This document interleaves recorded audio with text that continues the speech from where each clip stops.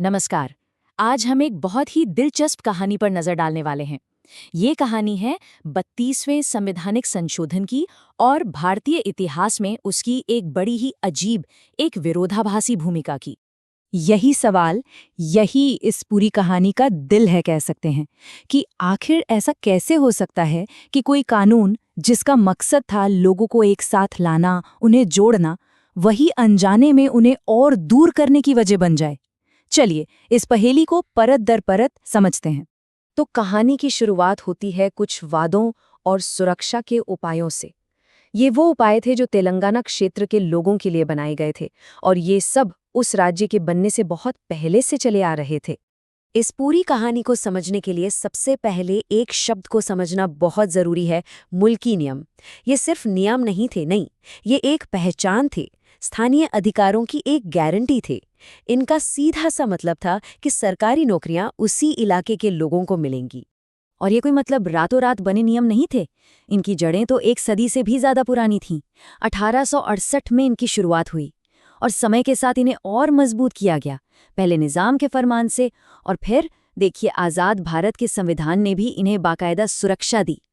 तो ये एक बहुत मजबूत कानूनी विरासत थी। अब जब आंध्र और तेलंगाना को मिलाकर एक नया राज्य आंध्र प्रदेश बनाने की बात आई, तो तेलंगाना के जो नेता थे उनके मन में कुछ डर थे, कुछ चिंताएं थीं। उन्हीं चिंताओं को दूर करने के लिए ये सज्जन समझौता हुआ।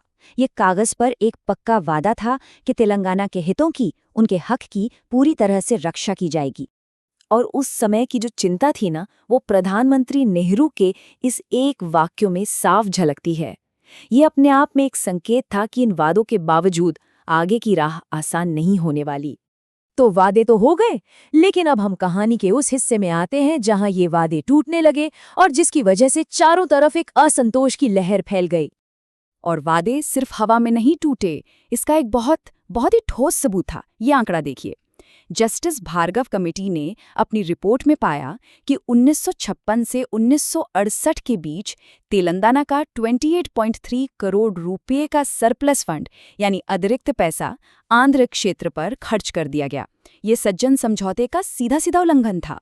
जब पैसा छीना गया, जब नौकरियों और शिक्षा में भेदभाव की भावना बढ़ी, तो नतीजा क्या हुआ? 1969 का तेलंगाना आंदोलन। हजारों लाखों लोग सड़कों पर उतर आए और उन्होंने एक अलग राज्य की मांग शुरू कर दी। अब देखिए हालात और भी ज्यादा बिगड़ गए। तेलंगाना आंदोलन के जवाब में आंध्र इलाके में भी जय आंध्रा आंदोलन शुरू हो गया। मतलब अब पूरा राज्य ही जैसे अपने खिलाफ खड़ा हो गया था। दोनों ही तरफ से अलग होने की मांग उठ रही थी। अब इस पूरे संकट को सुलझाने के लिए सरकार एक बहुत बड़ी योजना के साथ सामने आई, जिसे कहा गया 32वां संवैधानिक संशोधन। ये एक 6 पॉइंट फॉर्मूला, यानी 6 सूत्रीय फॉर्मूले पर आधारित था। ये जो दस्तावेज है, ये उसी समाधान की नींव है जिसे सरकार ने पेश किया था। 6 सूत्रीय फॉर्मूले का मकसद था कि दोनों क्षेत्रों की जो शिकायतें हैं उन्हें दूर किया जाए और राज्य को टूटने से बचाया जाए, और इसे कानूनी शक्ल देने के लिए संविधान में बदलाव करना जरूरी था।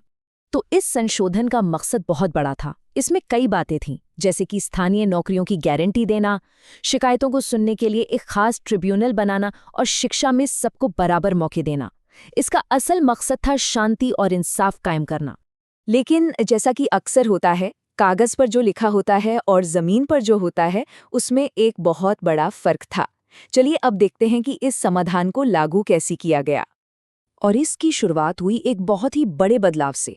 स्थानीय यानी लोकल होने की परिभाषा ही बदल दी गई। जो नियम दशकों से 15 साल के निवास पर टिका था, उसे घटाकर सिर्फ 4 साल कर दिया गया।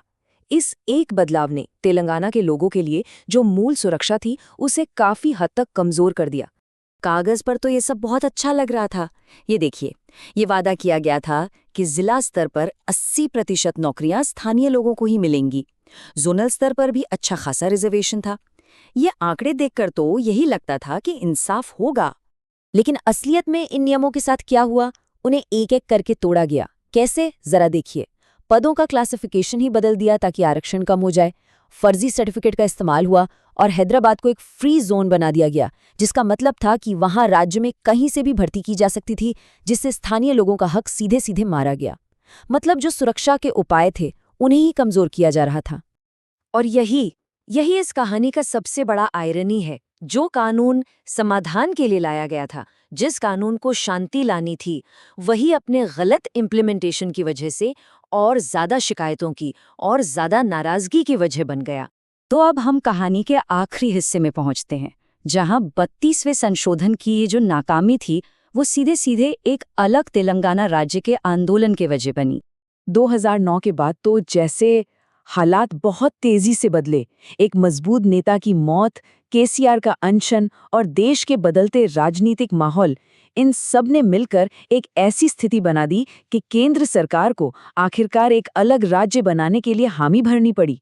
तो आखिर में बात आकर इसी एक चीज पर टिक गई।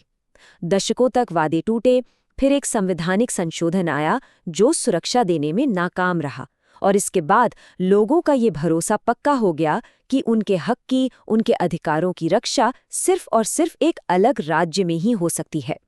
और ये पूरी कहानी हमें एक बहुत ही बड़े सवाल के साथ छोड़ जाती है कि कानून बनाना एक बात है, लेकिन क्या वो कानून कभी अपना मकसद पूरा कर सकते हैं अगर उन्हें लागू करने की मजबूत और ईमानदार राजनीतिक इच्छाशक्ति ही ना हो?